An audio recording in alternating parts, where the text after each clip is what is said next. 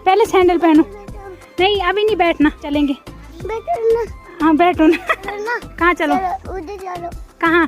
कहाँ? उसके नाना जी की बहन लगती हूँ मैं रिश्ते में, तो नाना की और दादा की बहन को बुड्ढी बोला जाता है। तुझको बुलाए रे, अरे पिजोरे में। तो देखो मैंने अपनी माँ के हाथों में मेहंदी लगा रखी है और बोल दिया बस मेहंदी की बिंदी लगानी चाहिए बोला, और जिसके माथे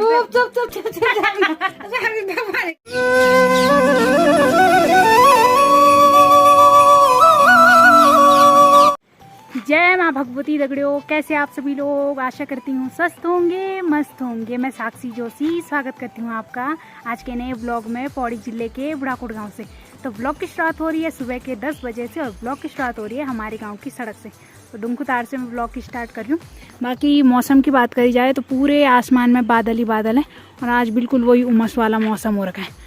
तो कल धूप से सर दर्द हो रहा है, आज गर्मी से सर दर्द हो रहा है। पता नहीं ये सर दर्द पीछा क्यों नहीं छोड़ा। ऐसे कल के हिसाब से ठीक है सर दर्द। कल का दिन मेरा इतना बेकार गया ना सर दर्द की वजह से। आज तो हाल फिलहाल ठीक है। और अभी ना 10 बज गए और मैं अब जा रही हूँ पिरूल के लिए।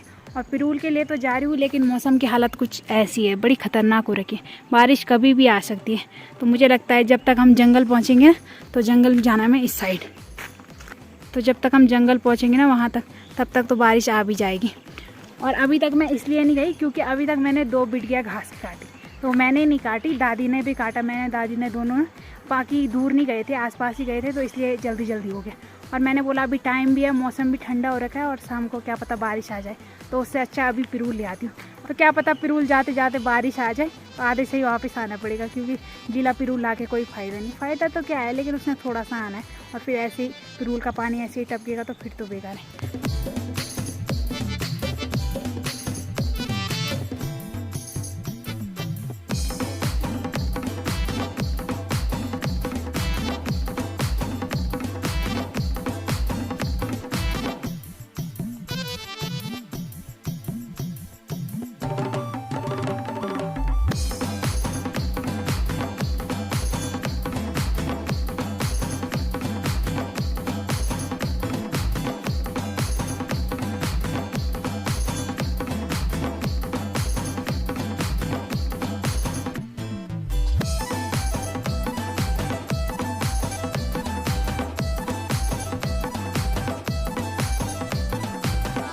तो पिरूल लेके मैं यहाँ पुल के सामने पहुँच गई और मैंने सोचा था अब गर्मी हो गई तो अब नहाने जाएंगे। और वहाँ से मैंने आरती और पूजा को बोला था, वो भी उसी साइड गए ना भैंसे के साथ, तो वहाँ हमारी भैंसें भी है। लेकिन जैसे हमने नहाने का प्लान बनाया ना, वहाँ देखो तो वहाँ से बारिश आना स्टार्ट हो गया और वैसे उमस हो रही है, लेकिन ऊपर से देखो बारिश आ रही है तो फिर ठंडा लगेगा। तो इस वजह से वो दोनों बोल रहे हैं बस आज रहने देते हैं, आज चली जा बोल रहे। तो अब घर ही जाना पड़ेगा, नहाने का प्लान कैंसिल हो गया। बाकी गर्मी इतनी हो रही है ना, तो मन तो कर ही रहा है कि नदी में चली जाऊँ, लेकिन छोड़ो। अब पिरूल लेकर सीधा घर ही चलते हैं और घर में ही नहाएंगे। तो अभी मैं यहाँ पे पिरूल ले जाए और इसे देखना कहाँ छुप रही है। दिल यहाँ पंचलम डाला है, राधिका को देखना यहाँ पे छुप रही है। और यहाँ पे मैं इस कहाँ बैठो, नहीं मिले सैंडल, सैंडल नहीं मिले, पहले सैंडल पहनो। नहीं अभी नहीं बैठना, नहीं नहीं अभी नहीं बैठना है, बैठो। नहीं तुम सैंडल पहनो फिर चलेंगे। हाँ बैठो ना। तो मुझे बिठा रही है, मैंने बोला मैं अभी चली जाऊंगी ना, तो बोलिए जब तक उसकी मम्मी ने उसके सैंडल छिपा दी है। तो चलो सैंडल पहनो फिर चलेंगे। कहाँ है सैंडल? बेड के नीचे देखो, बेड के नीचे ये यहाँ बेड के नीचे देखो, बेड के नीचे। तो आजकल पर्रू भी आ रखी है मायके में, इसी के नीचे। हाँ यहीं पे। अरे पर्रू की बिटिया रानी दूसरे वाले फैशन सोम जानी चाहिए, दूसरे वाले तीसरे वाले। अरे नहीं रे बेटा, आजा आजा ना। हाँ ये वाले लाओ। ये कौन है, कौन है? मैं कौन हूँ बताओ? किसकी बुड्ढी? नहीं मैं तो डुगू की बुड्ढी हूँ,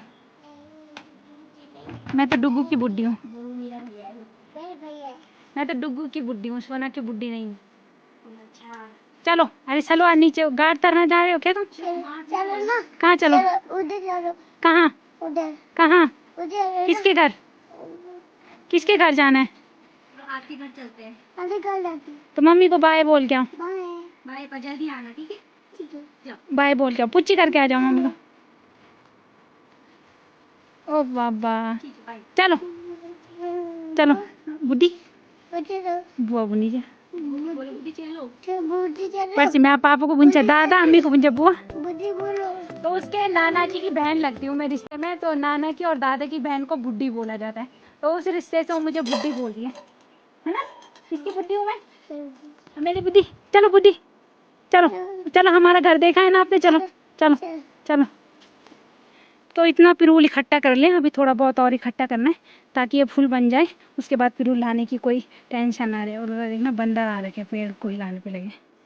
आए ऐसे देखना सोनी को मेरे साथ आ गई, बोल बुड्ढी रुको रुको, पहले उसने मुझे रुकाया और अब मेरे साथ ही आ गई, और अब अपनी मम्मी से कोई मतलब नहीं है। तो सोनी किसके घर जाएंगे, किसके घर जाएंगे? और आपको अपने पापा की याद आ रही है? किसकी याद आ रही है? और दादी की? तो अभी टाइम शाम के 6:30 हो रहे हैं और दिन से मैंने कोई व्लॉग नहीं बनाया, और जो मस्त बड़ी खतरनाक हो रही है, और मैं घर में हूँ। अब मुझे देखना है घर में क्या व्लॉग बनाना है। बाकी यहाँ पे देखो ना, हमारे घर के सामने 2 सूरजमुखी के पेड़ हो रखे थे, और एक तो टूट गया। टूट भी क्या गया, अटक गया हो, तो वो नीचे को मुड़ गया था, लेकिन दादी ने जो ठंगरू है इस पर अटका लिया। अब पता नहीं होंगे नहीं होंगे इसके फूल, लेकिन बहुत सारे फूल आ रहे हैं। तो अब मेरा मन कर रहा है नीचे जाऊँ और थोड़ा बहुत इन फूलों को देख के आ जाऊँ। तो ये देखो दोनों सामने सामने थे, लेकिन ये वाला टूट गया। देखो कितने सारे फूल आ रखे हैं, तो 20 फूल तक तो हैं ही इसमें। और अभी पकेंगे नहीं पकेंगे ये पता नहीं। तो सूरजमुखी को ना ऐसा बोलते हैं, बस जिस साइड से धूप आ रही हो ना, मतलब जिस साइड धूप हो, बस उसके फूल उस साइड मुड़ जाते हैं। तो सुबह उस साइड से धूप आई थी तो उधर साइड मुड़े थे सूरजमुखी के फूल, और अभी इस साइड। तो ये देखो इस साइड अब धूप जाने का टाइम हो गया, जाने का क्या, चली भी गई, तो इस टाइम इस साइड मुड़े हैं इसके फूल। तो पता नहीं ऐसा होता है नहीं होता है, लेकिन सुना है मैंने कि बस जिस साइड धूप जाए उसी साइड इसके फूल मुड़ते हैं। तो चलो ये तो टूट रखा है, इसके तो जाने, बाकी उसके भी इसी साइड मुड़ रखे हैं। और अगर ये पेड़ नहीं हुए, मतलब इस पे सूरजमुखी अच्छे से नहीं पके, तो इतने सारे फूल वेस्ट जाएंगे। देखो कितने अच्छे हो रखे हैं। तो जो पुरानी फिल्में होती हैं ना, उनमें दिखाते हैं ना ज़्यादातर ऐसे सूरजमुखी के बड़े बड़े खेत, बड़े बड़े पेड़। तो हमारे तो घर में ही होते हैं, बाकी हम कोई फिल्म नहीं बनाते, हम कभी कभी बस ब्लॉग में दिखा देते हैं। बाकी ना यहाँ पे हमारे एक नींबू का बहुत बड़ा पेड़ था, जिस पे बहुत बड़े बड़े नींबू होते थे, लेकिन वो हमने अब कटवा दिया। तो यहाँ पे था हो गया ये वाला पेड़, तो कुछ ही टाइम पहले कटवाया हमने। यहाँ पे था नींबू का बड़ा पेड़, और उसके बदले यहाँ पे दूसरा पेड़ हो गया। तो ये है काजी नींबू। तो इस पेड़ में ना इस साल पहली बार आ रखे हैं काजी नींबू, और होने को तो ये कब से हो रखा था, लेकिन उस पेड़ की वजह से ना इसको अच्छे से जगह नहीं मिल रही थी खिलने को, और इस टाइम देखो अब सही हो गया। तो ये देखो एक साथ कितने सारे काजी नींबू हो रखे हैं, तो 4-4 काजी नींबू एक साथ ही हो रखे हैं। और जो पेड़ हमने काटा ना, वो भी काजी नींबू का ही था, मतलब नींबू के हिसाब से था, लेकिन उसके नींबू इतने बड़े होते थे और ज़्यादा खट्टे नहीं होते थे, और बहुत जल्दी ख़राब हो जाते थे। लेकिन उसका ये था, उस पर हर टाइम मतलब नींबू रहते ही रहते थे। एक टाइम के ख़राब होते थे, दूसरे टाइम के हो जाते थे, लेकिन वो बिल्कुल सही नहीं होते थे, उनको हम स्टोर बिल्कुल नहीं कर सकते थे। लेकिन ये वाले सही है, ये वाले काजी नींबू सही होते हैं। तो देखो कितने सारे हो रखे, 4 यहाँ पे हो रखे, और इस टाइम इस साल मतलब इस पर पहली बार नींबू आ रखे, बाकी था। तो चलो अब काजी नींबू लेने के लिए भी दूर नहीं जाना पड़ेगा, सब अपने ही खेत में है। तो किसी ने पिछली बार बोला था मुझे कि बल एक काजी नींबू 10 रुपये का मिल रहा है या 5 रुपये का, ऐसा बोला था। तो चलो हमारे लिए सही है, हमारे घर में ही सारे नींबू हो गए। तो इधर हो गए काजी नींबू का पेड़, लेकिन ये बेकार हो गया, दोनों पेड़ एक ही सामने हो गए, एक काजी नींबू और ये वाला बड़ा नींबू। तो इसको बोलते हैं हम निम्बा। अभी तो सभी चीज़ें हरी हरी हो रही है। तो निम्बा का पेड़ तो इस निम्बे के पेड़ के लिए तो बहुत बहुत धन्यवाद करना चाहिए, ये बहुत लोगों की पूर्ति करता है, और अब से काजी नींबू के पेड़ भी करेगा बहुत लोगों की पूर्ति। तो ये हो गया बड़ा भाई, ये नींबू का बड़ा भाई हो गया निम्बा, और इधर हो गया छोटा भाई, तो ये हो गई नींबू। तो ये बहन हो गई और ये भाई हो गया, तो इसको बोलते हैं निम्बा, और ये हो गई काजी नींबू। तो पत्ते में भी फर्क है उनका, ये बड़े वाले पत्ते निम्बा के और ये छोटे वाले पत्ते काजी नींबू के। इतने सारे नींबू रखे हमारे। और मेरी माँ बोल रही है बस बड़े नींबू के लिए तो आते ही हैं लोग, अब लोग छोटे नींबू के लिए भी आएंगे। तो मैं तो बोल रही हूँ अगर हम नहीं खा रहे तो तब ज़रूर आना और ज़रूर ले जाना, अगर नहीं है तो तब हम कहाँ से देंगे, लेकिन अगर है तो ज़रूर आना और ज़रूर ले जाना, चाहे मेरे घर वाले जो भी बोले, लेकिन मेरी परमिशन सबके लिए है। बाकी ऊपर चलते, जहाँ मैं नीचे आ रही हूँ यहाँ पे मच्छर ऐसे परेशान कर रहे हैं ना, तो ऊपर चलते हैं। डाली डाली फूलों की तुझको बुलाए रे मुसाफिर मेरे उत्तराखंड में बादलों के ओढ़ के ओढ़नी वादियां गीत सुनाए मीठे मीठे मेरे उत्तराखंड में। अरे पिजोरे मेरे पहाड़ को, अरे पिजोरे मेरे पहाड़ को। तो अभी टाइम रात के 10 बज रहे और खाना पीना हमारा सब कुछ हो गया और खाने के बाद मैं कर रही हूँ एक ज़रूरी काम। तो वो ज़रूरी काम है इधर खिचड़ी पकाना। तो देखो मैंने अपनी माँ के हाथों में मेहंदी लगा रखी है और मेहंदी का मजाक बिल्कुल मत उड़ाना। तो ये मैंने खाने से पहले लगा दी थी जिस टाइम पे खाना बन रहा था, और ये मैंने अभी लगा रखी है। और मुझे मेहंदी लगाना बिल्कुल भी नहीं आता। वैसे थोड़ा बहुत डिज़ाइन वगैरह थोड़ा सा मतलब दिखाने लायक बना लेती हूँ, लेकिन माँ के हाथों में इसलिए नहीं बनाया ना, मेरी माँ पे बिल्कुल चैन नहीं होता। बोल मुंह से रही है और हाथ इधर उधर। तब मुझे गुस्सा आ रहा है और खुद बोल रही है भले यहाँ पे भी लगाइए, मतलब खाली कहीं पर नहीं छूटना चाहिए। खुद बोल रही है बस मुझे लाल हाथ करने से मतलब है। तो मेरी माता श्री को मेहंदी पसंद आई पसंद।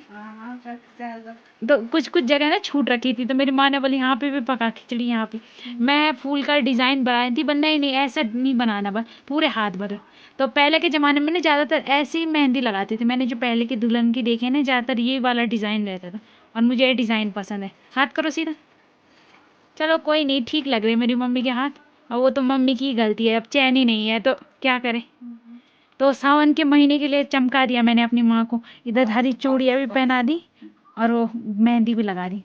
और अब बोलो, तुम कुछ बेइज्जती करने वाले थे, बोलो बोलो। नहीं बोलो। अभी बोल रही थी पर जब तबीयत ही ठीक नहीं है तो शौक क्या दिखाना। तो अब तबीयत तो पता नहीं कब तक ठीक होगी, तो शौक तो दिखाना ही है ना। तब तक तबीयत तो पता नहीं होती रहेगी ठीक। अब वो माँ भगवती पे छोड़ रखा है हमने, बाकी शौक तो मेरे पे छोड़ रखा है। तो चलो इधर दुल्हन की मेहंदी भी तैयार हो गई। एक दिन चूड़ी पहनाई, एक दिन मेहंदी लगाई और अब एक दिन साड़ी पहनाएंगे, है ना। तो अब मैं भी लगाऊंगी अपनी मेहंदी, लेकिन मेहंदी लगाने से पहले मैं व्लॉग को एंड कर लूँगी क्योंकि मुझे पहले फटाफट से एडिट करना, उसके बाद मेहंदी लगाऊंगी। अपनी मेहंदी कल ही दिखाऊंगी। मेहंदी लगाना आता भी नहीं है और मुझे मेहंदी लगाने से पहले टेंशन हो जाती है कि कल मैंने कपड़े धोने और वो उतर जाएगी। और पहले तो मुझे कपड़े ही धोने की टेंशन रहती थी, लेकिन अब तो मुझे गोबर निकालने की, बर्तन धोने की और चीज़ की टेंशन भी रहती है। लेकिन जब तक माँ ठीक थी ना, तो मैं बोलती थी, जब मैं मेहंदी लगाती थी हाथों पे, तो मैं बोलती थी कल के दिन तो मैं नहीं धोऊंगी कपड़े, एक दिन बाद धोऊंगी, जरा एक दिन तो रहना चाहिए हाथों में कलर। लेकिन इस बार कुछ नहीं है, बस लगाऊंगी और कल सुबह सबसे पहले तो गोबर निकालने जाऊंगी। बोलो, कुछ बोल रहे थे क्या तुम? और मैंने अपनी माँ के ना माथे पे देखो बिंदी, ये मेहंदी की टीका लगा रखी है। मेरी माँ बोल रही है बस मेहंदी की बिंदी लगानी चाहिए बोला, और जिसके माथे